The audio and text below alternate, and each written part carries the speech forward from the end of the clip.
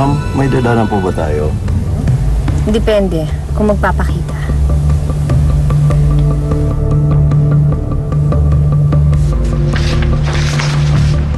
Attorney, may lead kay Cassandra Vesing.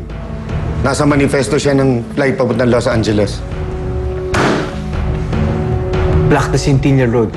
Maglabas agad ng report sa security ng NAIA. Yes, sir.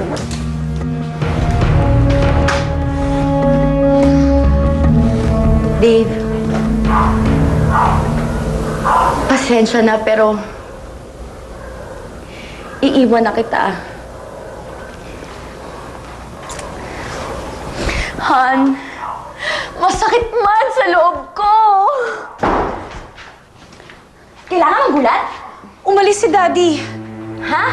Saan doon nagpunta? Hindi ko alam pero may dalang maleta. Oh! Tinakasan tayo ng hayop mong daddy. Hindi maaari to. Hindi maaari to. Teka, saan ka pupunta?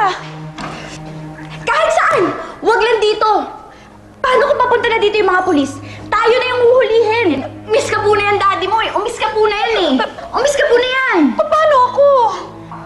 Eh di hintay mo yung daddy mo. Dadating yun. Babalikan ka nun. No! I'll go with you! Sasama ako sa'yo! Hindi, hintay mo siya. Babalikan ka nun. Hintay mo. Hindi sasama ako sa'yo! Hi, Mark. Oh, Steve. Ate. Kamusta ka na? Candice. I'm glad you're okay. Pabayaan mo lahat sila.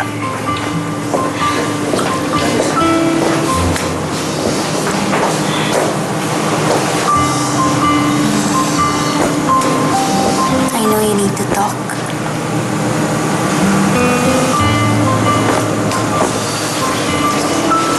Jason, kailangan ko muna humingi ng tawad sa'yo. Hindi naman po ako galit sa inyo. Wala naman po akong galit. Alam ko. Pero may kasalanan pa rin ako sa'yo. Alam kong hindi naging maganda ang pakikitungo ko sa'yo, Jason. At alam ko rin na nararamdaman mo yun. Nagkamali ako. I only realized lately how much you truly love my daughter. Ma'am, wala naman po ako ibang minahal kundi yung anak niyo. And I'm so sorry for not realizing it soon enough.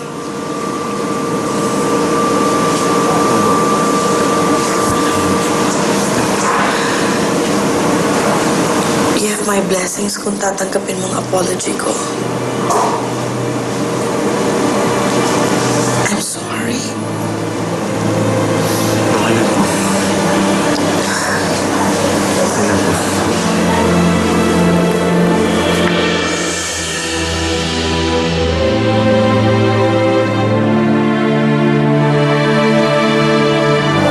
Salamat po, ma'am.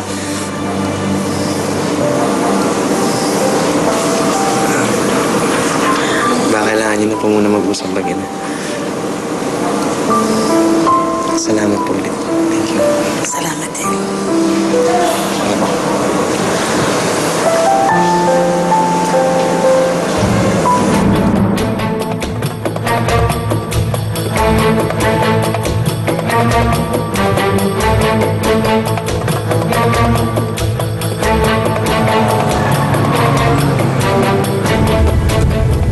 Ma'am, parang may sumusunod sa atin. Bilisan mo lang takbo.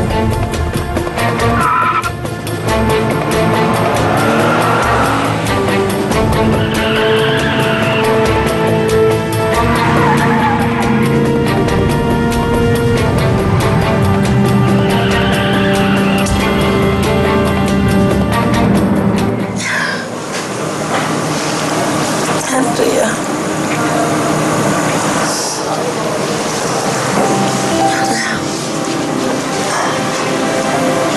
Will you ever forgive me for not telling you the truth? Mommy, meron ka namang dahilan eh.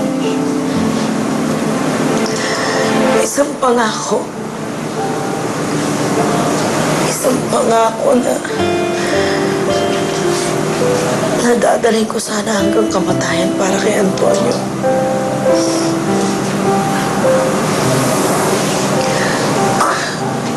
Yun lang ang maibibigay ko.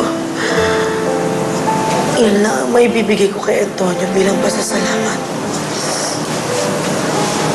Dahil kahit na alam niyang si Mark ang pinakamamahal ko. At si Mark ang ama mo.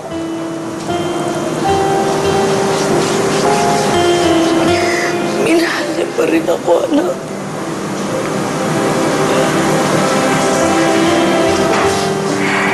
I'm sorry. Hindi pa naman huli ang lahat, Mami.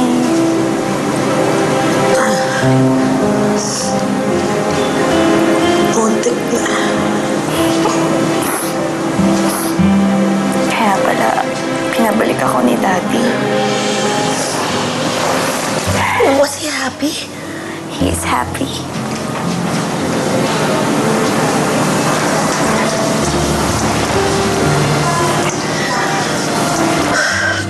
Yan din lang ang kailangan kong marinig. Na masaya na rin siya. Thank you for understanding me. It's okay, Mami. I love you, anak. I love you, Mama.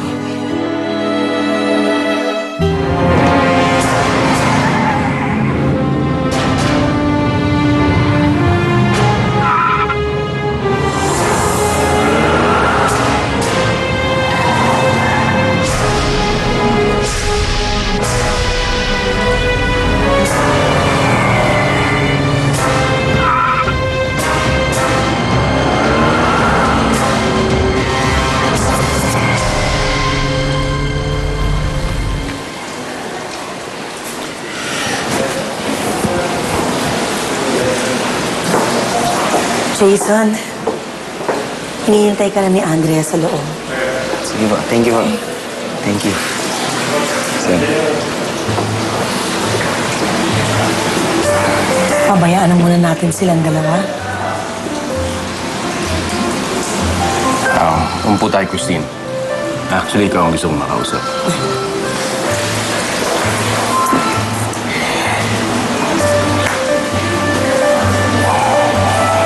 Bakit? What's going on? Looks like you're glowing. Ay, nako. Napakatagal ng panahon bago ko muling naramdaman itong kapayapaan sa puso ko. That's good. Alam mo, nakausap ko na si Paul at si Candice. Seems like they're serious. Nakausap ko na rin si Andrea at saka si Jason. Yep. And it looks like, We have more reasons to be happy.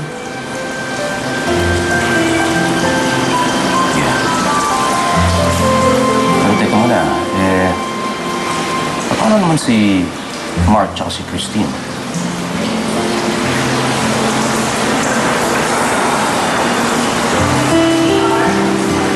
Anong ibig mo sabihin? Well, I thought,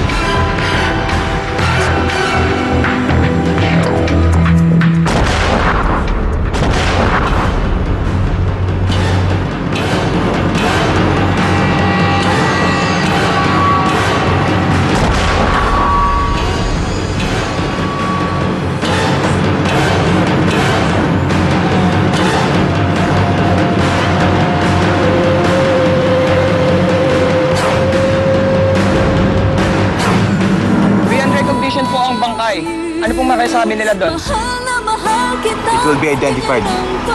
It's Cassandra Vesing and her driver. Ano, excited ka na? I love you. Mula nung nag-merge ang Rojas Holdings at ang Tuason Bank. Okay? Ikaw ang hahawak ng Rojas Holdings, si Candice naman ang hahawak ng Tuason Bank. At si Andrea, siya magpapatakbo ng negosyo. Attorney, may problema tayo. Tungkol doon sa sumabog na sasakyan ni na Cassandra. Ay, sige sir. Salamat po. Ingat kayo. Salamat. Sino ulit yun? Mang Kaloy, bus driver ni na Ate Andrea. Bus driver, bumabiyahe na sila.